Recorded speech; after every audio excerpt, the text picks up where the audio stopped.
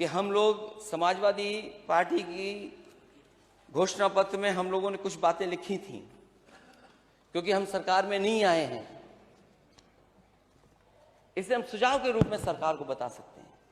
हालांकि उन्होंने भी बहुत सारी बातें लिखी सशक्त नारी के लिए क्या क्या होना चाहिए, वहीं हम भी सुझाव देना चाहते हैं कि समाजवादी पार्टी महिलाओं, अल्पसंख्यकों और दलित सहित प्रत्येक नागरिक के लिए हेट क्राइम के खिलाफ जीरो टॉलरेंस की नीति के लिए संकल्पबद्ध है और सरकार से मांग करते हैं कि वे जीरो टॉलरेंस नीति को अपनाएं।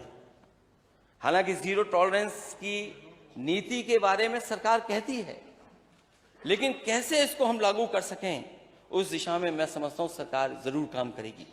वहीं उत्तर प्रदेश में पुलिस समेत सभी सरकारी नौकरियों में महिलाओं को 33% आरक्षण दिया जाए। ये आरक्षण सभी श्रेणियों जैसे सामान्य, EWS, OBC,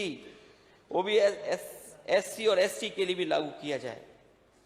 लड़कियों की KG से PG तक शिक्षा मुफ्त की जाए, क्योंकि जिस समय नेताजी की सरकार थी उस समय पढ़ाई को बिल्कुल मुफ्त कर दिया गया था।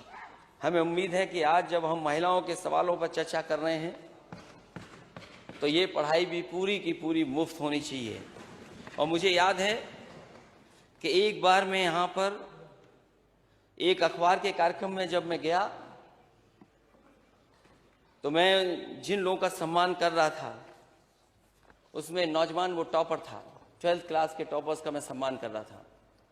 अध्यक्ष जी जब मैं उसको सम्मान देने गया तो उसने कहा कि आज तो आप मुझे यहाँ लैपटॉप दे रहे हैं, आज ही के दिन आप झांसी में भी मेरी बहन को लैपटॉप देंगे।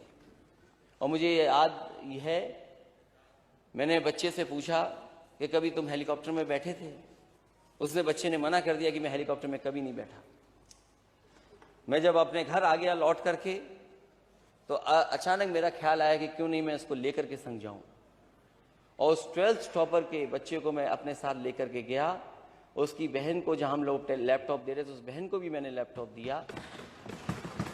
और जब मैंने सूची देखी कि आखिरकार किनको मैं लैपटॉप दे रहा हूं, तो सबसे ज्यादा अगर किसी को लैपटॉप मिला था समाजवादी सरकार में तो वो बेटियां थी जिनको लैपटॉप समाजवादी सरकार में मिला।